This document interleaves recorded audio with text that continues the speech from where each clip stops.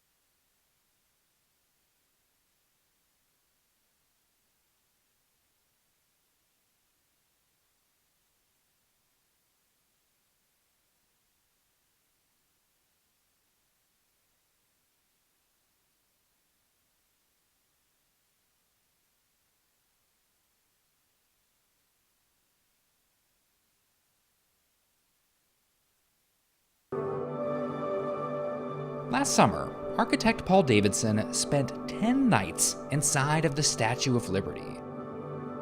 From 6 p.m. to 7 a.m., he and his team carried out a first-of-its-kind laser scan of Lady Liberty, capturing the statue's interior during the hours when it wasn't packed full of tourists. Do you look back at those 10 nights? Ellis Island and the Statue of Liberty are currently closed to all visitors, shut down due to COVID-19, which actually makes this the perfect time to debut some of Davidson's work. The images he captured during those long nights have just been turned into a virtual tour. Now, all those who can't visit in person can explore the statue online like never before. You can get into the crown and kind of view everything in 360. You can go up to the torch and get a view off of that. You can climb up the arm. The virtual tour includes many areas that would traditionally be off limits to visitors. Davidson's team also laser scanned every nook and cranny. He presents is the fact that it is never still. It's constantly moving in the wind. When you're surveying, you want it to be static. But we were in that torch and it was probably 5 or 10 miles an hour and it was swaying really like 3 or 4 inches. It was kind of like being on a boat. The statue was meant to sway. Its flexible support. When Liberty Enlightening the World was dedicated in 1886, it was the highest structure in all of New York City. A triumph of engineering and an instant. Davidson has been documenting the statue as part of the National Park Service's Historic American Building Survey. The new virtual tour is just part of the project.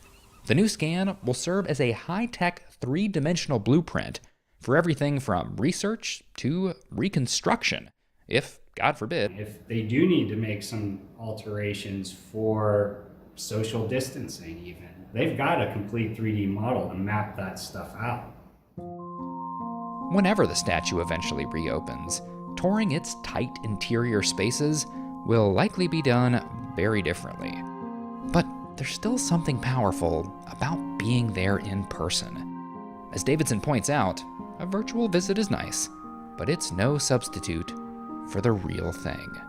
In the space, right? The beam that they touch every time that they go up the stairs, or the metal treads they're wearing in the center from people passing through, and all those visual cues, you start to feel the presence of how many people have moved through this space for 130 years. And you can basically like reach back in history and feel some